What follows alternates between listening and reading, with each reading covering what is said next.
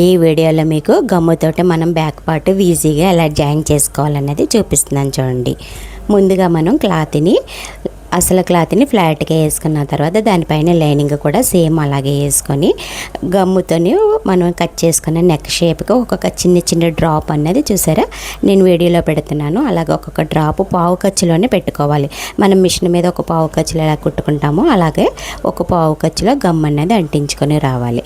అంటించుకున్న తర్వాత చూస్తారా మన నెక్ షేప్ని సేమ్ మనం ఎలాగ ముందు ఫోల్డింగ్లను తీసామో స్లోగా అలాగే వేసుకున్నామంటే బ్యాక్ పార్ట్ అన్నది నీట్గా తయారవుతుంది. చూడండి, వేళ్లతోటి మనం అంటించుకున్న తర్వాత వేళ్లతోటి సాఫ్ట్గా సాఫ్ చేసుకోవాలి. సేమ్ కింద కూడా మనం గమ్ అన్నది పైన అంటించిన మట్టుగా మాదిరిగానే ఒక్కొక్క డ్రాప్ అన్నది చూడండి మనం కట్ చేసుకున్న పార్ట్కి ఒక్కొక్క డ్రాపు పెట్టుకుంటూ రావాలి. పెట్టుకున్న తర్వాత క్లాత్ కింద ముడతలు లేకుండా పైన ముడతలు లేకుండాను సాఫ్ట్గా చేసుకుంటూ రావాలి. చూడండి, క్లాత్గా ఎక్కడ ముడతలు లేకుండా అంటించేటప్పుడే మనం జాగ్రత్తగా నీట్గా చూసుకొని అంటించుకున్న తర్వాత వేళ్లతో సమానంగా చాప్ చేసుకున్న తర్వాత ఐరన్ బాక్స్తో ఒకసారి ఐరన్ చేసామంటే క్లాత్ అన్నది ఫిక్స్డ్ అయిపోద్ది.